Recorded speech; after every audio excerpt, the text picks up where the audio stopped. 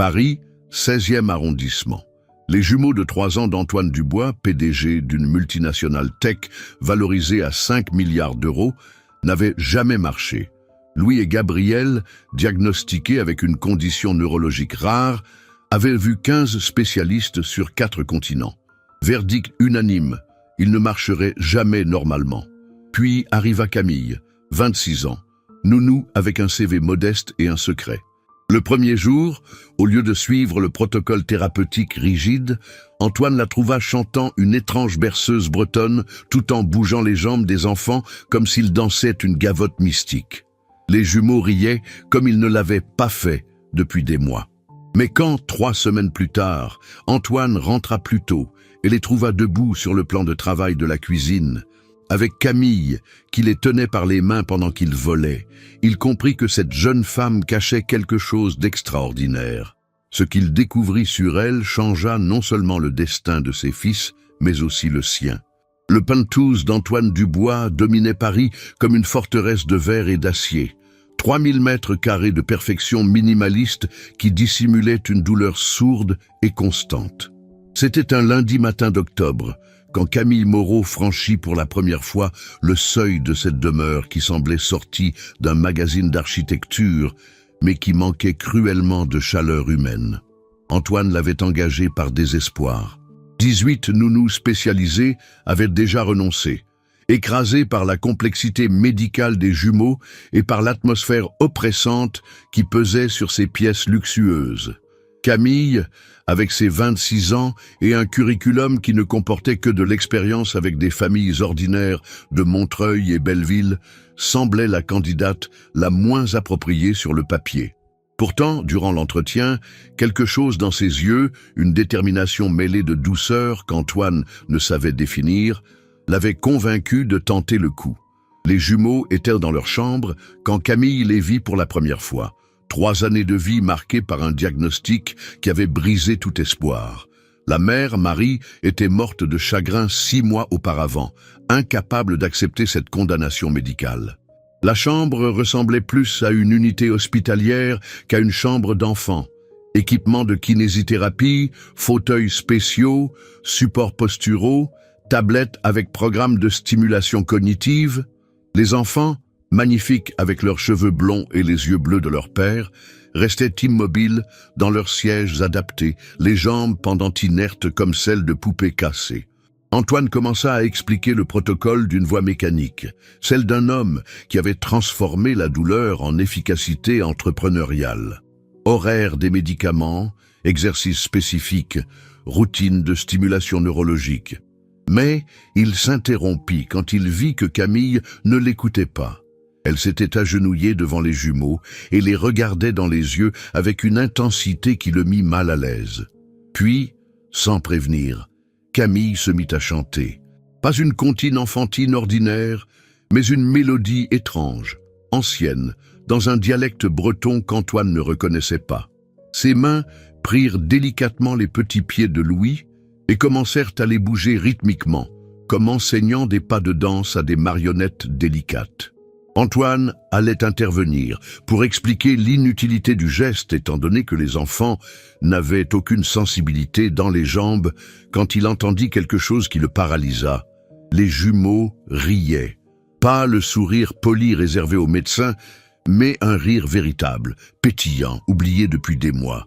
Camille continua pendant 20 minutes, alternant le chant avec des murmures qui semblaient des contes de monde lointains, bougeant les jambes des enfants selon des motifs toujours différents, dessinant dans l'air des géométries invisibles.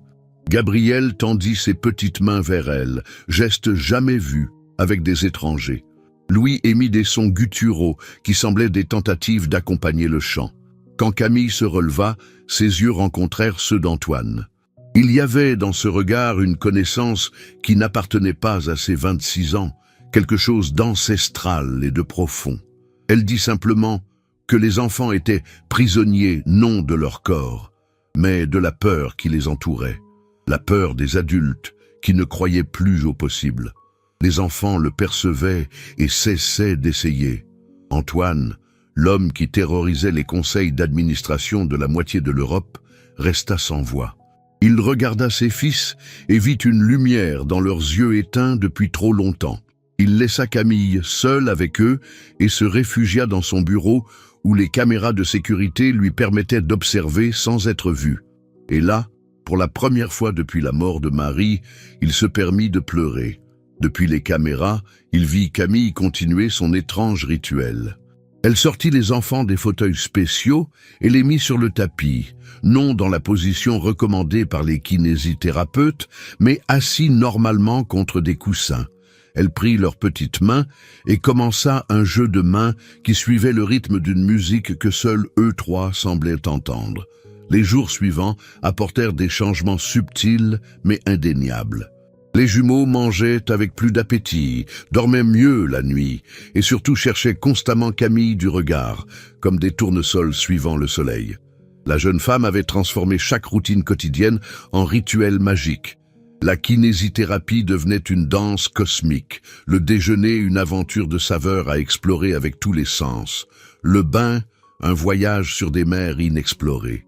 Ce fut à la fin de la 2e semaine qu'Antoine remarqua l'impossible. Rentré plus tôt à cause d'une visioconférence annulée, il entendit de la musique provenant de la cuisine. Pas les chansonnettes enfantines habituelles, mais quelque chose de rythmique, presque tribal, qui faisait vibrer l'air. Il s'approcha silencieusement, et ce qu'il vit le laissa pétrifié. Camille avait mis les jumeaux debout sur le plan de travail en marbre de Carrare. Leurs petites jambes, que les meilleurs neurologues du monde avaient déclarées définitivement paralysées, bougeaient. Des mouvements petits, presque imperceptibles, mais les pieds réagissaient au rythme. Les genoux se pliaient légèrement, comme si les muscles se souvenaient d'une mémoire ancienne. Camille les tenait sous les aisselles, chantant cette berceuse bretonne incompréhensible, et les enfants ne se tenaient pas seulement debout, mais semblaient tenter de sautiller, de danser avec elle. Antoine resta caché derrière la porte, le cœur battant si fort qu'il couvrait la musique. Les IRM montraient des dommages irréversibles. Les tests neurologiques confirmaient l'impossibilité de ce qu'ils voyaient. Et pourtant, ils étaient là, ces enfants, bougeant des jambes déclarées mortes par la science. 3 semaines s'étaient écoulées comme un rêve éveillé. Les progrès des jumeaux défiaient toute logique médicale connue. Non seulement ils bougèrent les jambes durant les séances avec Camille, mais ils avaient commencé à tenter de se lever seuls, s'agrippant aux meubles avec une détermination qu'Antoine n'avait jamais vue chez eux. Le professeur Lefebvre, neurologue de l'hôpital Necker et référence internationale, resta stupéfait lors de la dernière visite. Les nouvelles IRM montraient de l'activité dans des zones cérébrales précédemment silencieuses, comme si quelqu'un avait rallumé des interrupteurs que la médecine considérait définitivement grillés. Le professeur secoua la tête, incapable de fournir une explication scientifique, marmonnant quelque chose sur des rémissions spontanées statistiquement impossibles. Antoine avait commencé à travailler de plus en plus souvent depuis chez lui, officiellement pour suivre les progrès de ses fils, en réalité obsédé par le besoin de comprendre Camille. Il l'observait à travers les caméras de sécurité, notant des patterns qui échappaient à l'œil non averti. Chaque mouvement suivait une géométrie précise, chaque chanson avait des fréquences spécifiques qui se répétaient avec des variations calculées. Il y avait une méthode dans ce qui semblait être de l'improvisation. Les recherches sur Camille Moreau révélaient une histoire apparemment normale. Famille modeste de Rennes, baccalauréat, quelques cours de pédagogie. Mais il y avait des vides inexplicables. 2 années, de 18 à 20 ans, où elle semblait avoir complètement disparu des radars. Aucun emploi enregistré, aucune présence sur les réseaux sociaux, aucune trace. Un soir, après que les jumeaux se furent endormis en serrant les doudous que Camille leur avait donnés et qui étrangement les calmaient plus que n'importe quel médicament, Antoine la confronta dans le salon.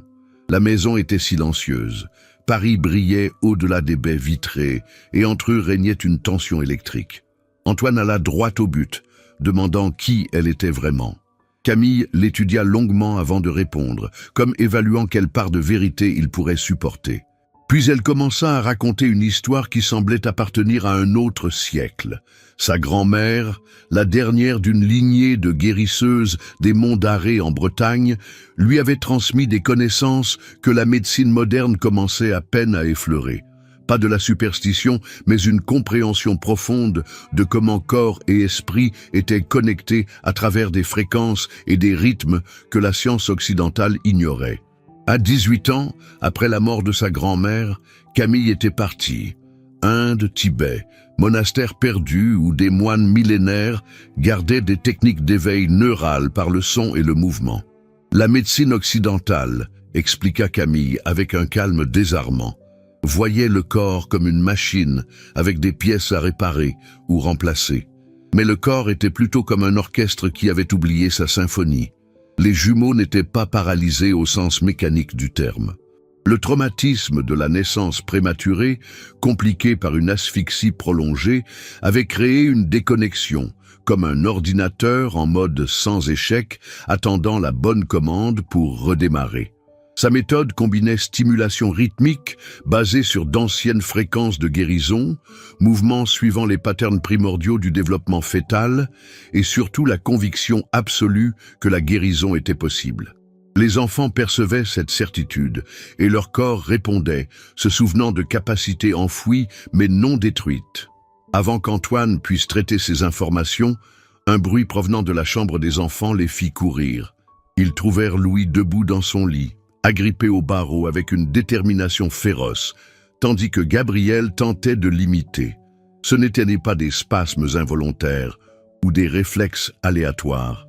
C'était de la volonté pure, le désir d'atteindre un jouet que Camille avait stratégiquement placé juste hors de portée. Antoine tomba à genoux devant le lit, submergé par l'émotion. Et alors se produisit le véritable miracle.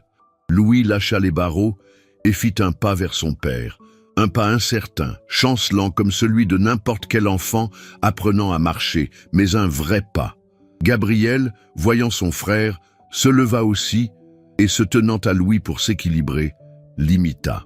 Dans cette chambre éclairée seulement par la lune qui filtrait à travers les rideaux, avec ses fils faisant les premiers pas de leur vie, Antoine comprit que Camille n'était pas simplement une nounou aux méthodes non conventionnelles. Elle était le miracle qu'il avait cessé d'espérer, incarné dans une jeune femme de 26 ans qui portait en elle des siècles de sagesse oubliée. 2 mois plus tard, la maison du bois vibrait d'une vie nouvelle. Les jumeaux couraient dans les couloirs, leur rire remplissant des espaces autrefois silencieux. Le professeur Lefebvre avait amené des collègues européens pour étudier le cas. Les IRM montraient une régénération neurale impossible selon les manuels médicaux. Antoine passait ses après-midi au Luxembourg à regarder ses fils conquérir les toboggans qu'ils ne pouvaient que contempler depuis leur fauteuil roulant quelques mois plus tôt. Camille avait créé des rituels magiques, massages matinaux à l'huile de lavande, repas transformés en percussions bretonnes, soirées à danser sous les étoiles parisiennes. En l'observant préparer une ratatouille pendant que les jumeaux l'aidaient, Antoine sut qu'il était tombé amoureux. Ce n'était pas de la gratitude, c'était la façon dont elle transformait l'ordinaire en extraordinaire. Mais Camille maintenait une distance professionnelle, disparaissant chaque soir. La suivant, discrètement, il découvrit son secret. Une chapelle désaffectée à Belleville, où elle guidait 30 personnes brisées vers la guérison. Personnes âgées avec des cannes, enfants en fauteuil roulant, tous bougeant au rythme de tambours bretons. Un enfant atteint de paralysie cérébrale leva le bras pour la première fois. Une femme atteinte de Parkinson cessa de trembler pendant la séance. Camille n'était pas arrivée par hasard. Tu aimes cette histoire, Makwa? Laisse un petit like et abonne-toi à la chaîne. Maintenant, reprenons la vidéo. C'était une guérisseuse absorbant la douleur des autres pour la transformer en espoir. Voilà pourquoi elle gardait ses distances. Chaque contact signifiait porter la souffrance de l'autre. Quand Antoine entra dans la chapelle Saint-Vincent avec les jumeaux, il découvrit un monde caché d'espoir. 30 âmes blessées créaient de la musique avec des bombardes et des bignous, transformant la douleur en rythme. Les jumeaux s'intégrèrent instantanément, sans les regards de pitié du monde extérieur. Robert, pianiste en fauteuil roulant après un accident sur le périphérique, avait retrouvé la musique grâce à Camille. Sophie raconta comment son fils autiste avait recommencé à parler après des mois de séance. Chaque témoignage confirmait le pouvoir du réveil doux de Camille. Sur le pont Neuf, sous la pleine lune, Camille révéla pourquoi elle gardait le secret. Elle protégeait l'espoir des oubliés. La médecine officielle rejetterait l'idée que la musique bretonne et le mouvement puissent guérir. Antoine prit 2 décisions cruciales cette nuit-là. Il financerait un centre pour que le travail de Camille sorte de l'ombre, et il lutterait pour abattre la barrière entre eux. Il la voulait non seulement comme guérisseuse de ses fils, mais comme l'amour de sa vie. Le printemps parisien explosa avec une violence de couleurs qui semblait refléter les changements dans la vie d'Antoine. Le centre qu'il finançait prenait forme dans un ancien couvent à Vincennes, un espace immense que Camille transformait méticuleusement en ce qu'elle avait baptisé le jardin des possibles. Des architectes renommés travaillaient selon ces spécifications apparemment excentriques. Salle avec des acoustiques particulières pour amplifier certaines fréquences, sol avec différentes textures pour stimuler les pieds nus, jardin sensoriel où chaque plante était choisie pour ses propriétés thérapeutiques. Les jumeaux étaient désormais indiscernables de n'importe quel autre enfant de leur âge. Ils couraient au Luxembourg, se disputaient les jouets, grimpaient partout avec cette énergie inépuisable qui est la marque de fabrique de l'enfance saine. Leur personnalité, longtemps supprimée par la maladie, émergeait avec force. Louis, l'explorateur téméraire, Gabriel, l'observateur réfléchi. Le professeur Lefebvre avait publié une série d'articles sur le cas, tentant de donner une explication scientifique au phénomène. Il parlait de neuroplasticité accélérée, de stimulation multisensorielle intégrée, de mécanismes de compensation neurale. Mais en privé, après un verre de Bordeaux, il admettait qu'il y avait quelque chose dans la méthode de Camille qui transcendait la compréhension médicale actuelle.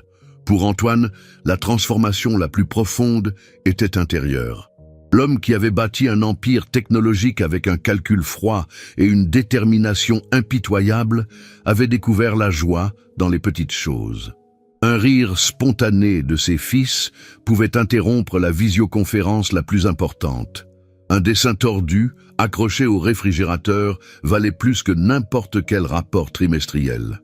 Mais il y avait une ombre dans ce tableau de renaissance. Camille maintenait cette maudite distance professionnelle. Elle était présente, dévouée, affectueuse avec les enfants, mais chaque tentative d'Antoine de se rapprocher sur un plan personnel était gentiment détournée.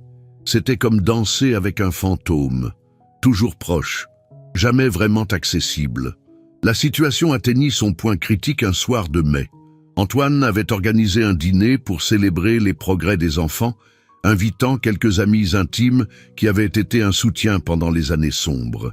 Camille avait cuisiné des délices mélangeant tradition bretonne et influence de ses voyages, et la soirée avait été parfaite dans son élégance simple.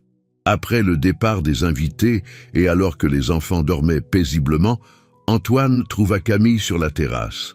Paris brillait sous eux et dans l'air flottait ce parfum de lilas qui annonçait l'été imminent. C'était le moment, décida-t-il. Il ne pouvait plus vivre dans cette zone grise entre gratitude et amour. Les mots sortirent en un flot incontrôlable. Il lui avoua comment il était tombé amoureux, non seulement pour le miracle qu'elle avait accompli, mais pour 1000 petits gestes quotidiens, pour la façon dont elle transformait chaque moment ordinaire en magie, pour avoir ramené la lumière dans une maison trop longtemps enveloppée d'obscurité. Il lui demanda de rester non pas comme employée, mais comme compagne, comme mère pour ses fils, comme femme à aimer. Camille écouta les yeux brillants, et quand elle répondit, sa voix tremblait. Elle avoua qu'elle aussi ressentait quelque chose, qu'il était impossible de ne pas s'attacher à cette famille devenue le centre de son monde. Mais il y avait quelque chose qu'Antoine ne savait pas, quelque chose qui changeait tout. La véritable nature de son don n'était pas seulement le fruit d'enseignements anciens. Camille avait une condition neurologique rare, une forme de synesthésie extrême qui lui permettait de percevoir les fréquences corporelles des autres comme des couleurs et des sons. Elle pouvait littéralement voir où se trouvaient les blocages énergétiques, entendre les disharmonies dans le système nerveux. C'était une capacité extraordinaire, mais aussi un fardeau terrible. Chaque contact physique intense signifiait absorber les émotions et la douleur de l'autre, les ressentir comme siennes. Elle expliqua que toucher Antoine dans un moment d'intimité signifierait expérimenter toute sa douleur pour Marie, toute son angoisse pour les enfants, tout le poids des années de souffrance.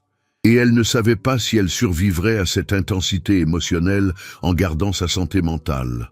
Antoine la regarda avec des yeux nouveaux, comprenant enfin le prix qu'elle payait chaque jour pour guérir les autres. Mais il comprit aussi autre chose.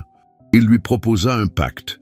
Il entreprendrait son propre chemin de guérison émotionnelle, travaillerait son deuil et sa culpabilité, se libérerait du poids qu'il portait. Pas pour elle, mais pour lui-même et pour ses fils. Et quand il serait prêt, quand il pourrait lui offrir non pas sa douleur, mais sa force, alors il réessayerait. Camille le regarda avec étonnement et quelque chose qui ressemblait à de l'espoir. Elle accepta de rester, de l'accompagner dans ce chemin, non plus comme employé, mais comme ami, comme guide, et peut-être quand ils seraient tous deux prêts, comme quelque chose de plus. 1 an après cette nuit de confession sur la terrasse, le jardin des possibles ouvrait officiellement ses portes par une lumineuse journée printanière. Des centaines de personnes étaient venues. Familles avec enfants handicapés en quête d'espoir, médecins curieux de voir la méthode Camille en action, journalistes attirés par l'histoire du miracle des jumeaux du bois, mais surtout la communauté de la chapelle qui avait enfin une maison digne de ce nom. Les jumeaux, maintenant âgés de presque 5 ans, couraient dans les jardins avec l'énergie de petites tornades, organisant des jeux et guidant d'autres enfants dans des aventures imaginaires. Ils étaient devenus les petits ambassadeurs du centre, la preuve vivante que l'impossible n'était qu'un mot. Louis avait même commencé à jouer au football dans l'équipe locale du PSG Junior, tandis que Gabriel montrait un talent précoce pour la musique, jouant de petites mélodies au biniou pendant les séances de groupe. Antoine était un homme transformé. 6 mois de thérapie intensive, de participation aux séances dans la chapelle, de confrontation brutale avec ses propres démons intérieurs l'avaient profondément changé. Il restait le PDG à succès, mais maintenant avec une profondeur émotionnelle qui faisait de lui un leader plus empathique, un père plus présent, un homme plus complet. Le moment le plus émouvant de l'inauguration fut quand Camille monta sur la petite scène installée dans le jardin principal.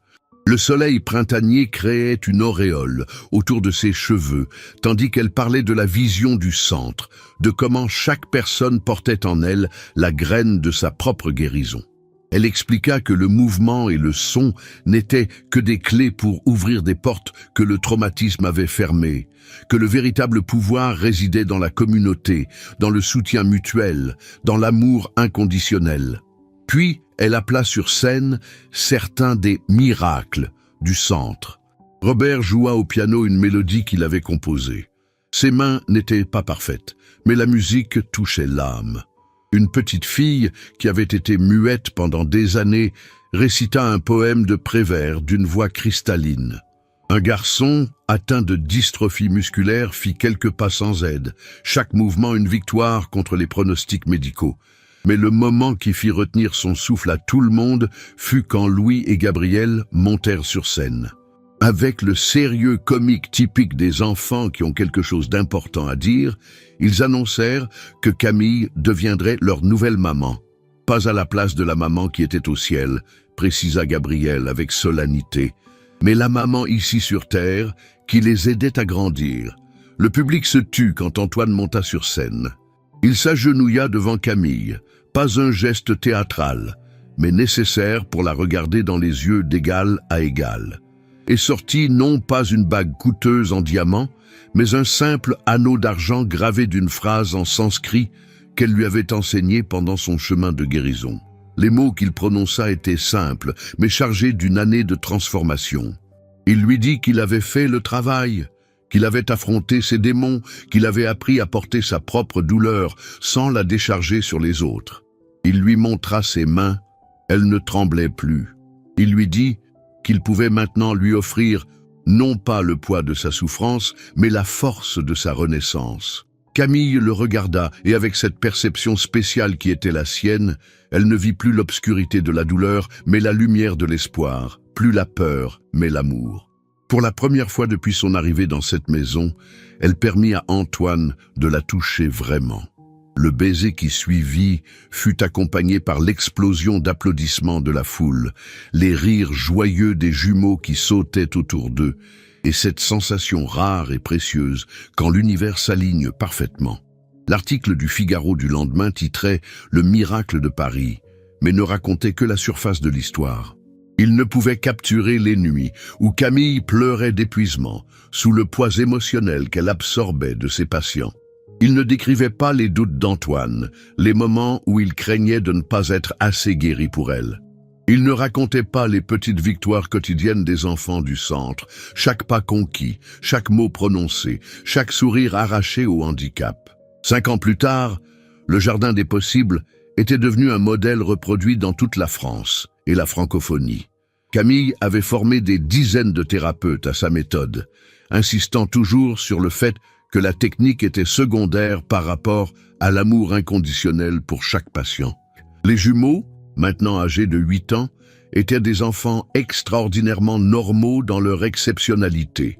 Louis défendait chaque enfant marginalisé dans son école, Gabriel composait de petites mélodies bretonnes qu'il jouait dans les hôpitaux pédiatriques pour égayer les petits patients.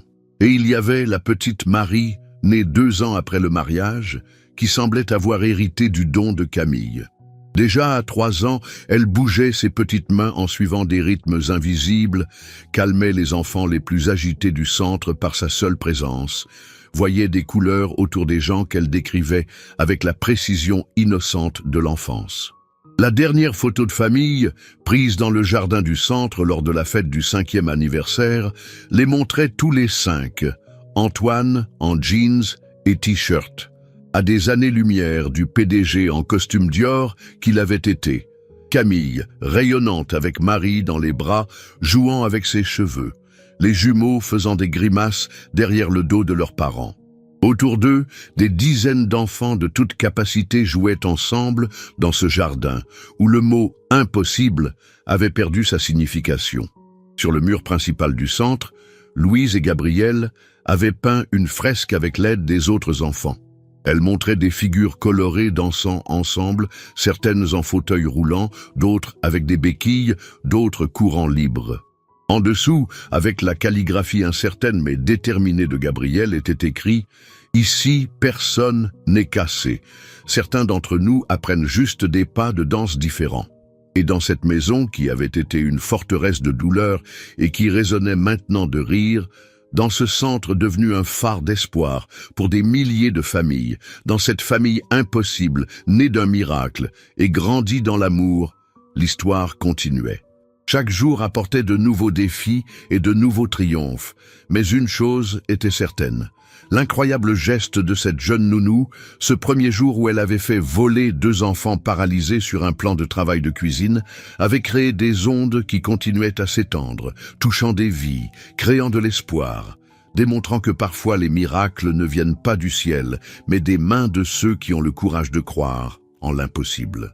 Mettez un like si vous croyez aux miracles qui naissent de l'amour et du dévouement. Commentez avec le moment qui vous a le plus touché le cœur.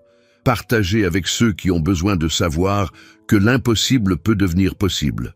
Abonnez-vous pour d'autres histoires qui montrent comment le destin amène les bonnes personnes au bon moment. Parce qu'au final, ce que la nounou a fait d'incroyable n'était pas seulement de faire marcher 2 enfants. C'était de démontrer que la guérison vient de l'amour, que les miracles se cachent dans les gestes quotidiens et que parfois, la personne que vous engagez pour sauver vos enfants finit par vous sauver vous-même.